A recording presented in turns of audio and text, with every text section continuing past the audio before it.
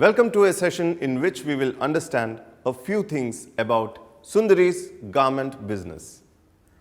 Sundari lives in a town which has about 7,000 households. She runs a ready-made garment shop called Sundari's Garments. Her main business is to buy cloth and stitch ready-made clothes such as salwar suits and skirts and sell them in the shop. She also offers a service of tailoring clothes if customers bring their own clothes.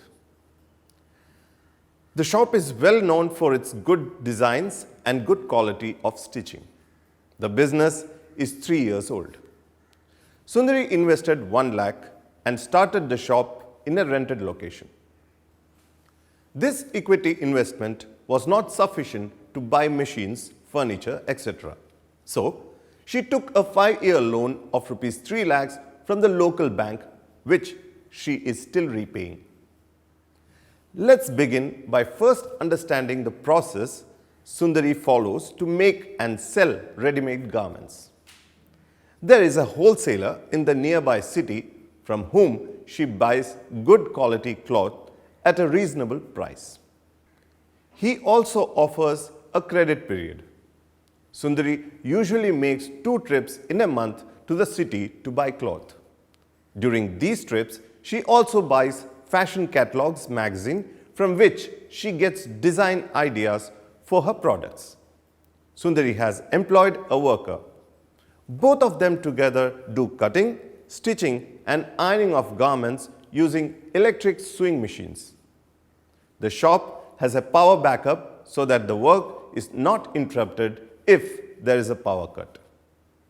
Most of Sundari's customers are women and college girls who live in the town.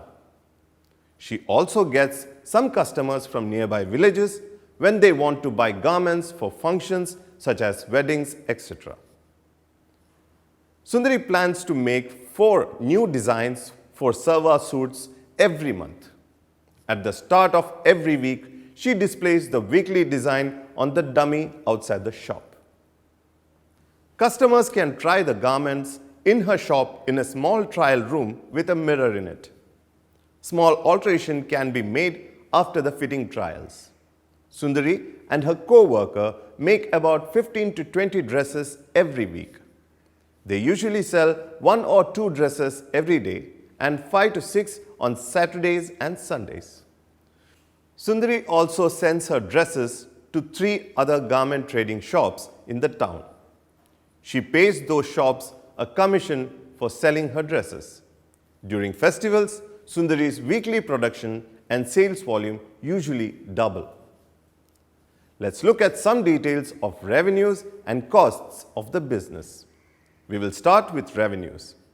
As we just discussed, Sundari's customers are mainly women and young girls from the town. Most of them come back to buy more since they like the new styles and designs Sundari constantly introduces.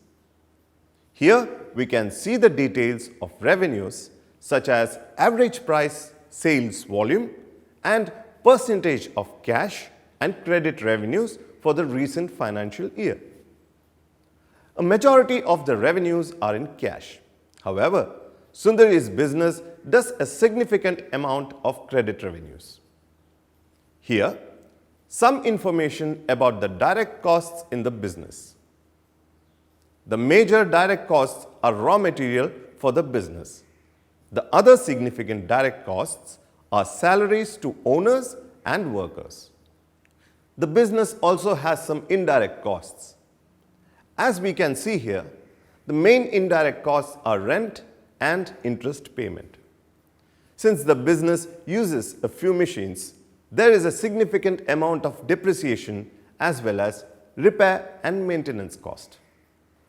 Let's take a look at the financial statements of the business beginning with the P&L statement. Sundari's Garments is profitable and the owner has been able to draw a regular salary every month. As we can see from the latest P&L, the business has been able to generate healthy net profits at a reasonable net margin. The balance sheet shows that the business has accumulated retained earnings over the last 3 years. This has made the business net worth quite strong. A reasonable portion of this net worth is available to the business in the form of cash and business bank account balance. As we can see from the cash flow statement of the latest month, the business has added some cash to the opening balance by managing its cash sales, credit collection, and costs reasonably well. That, in a nutshell, is Sundari's garments business.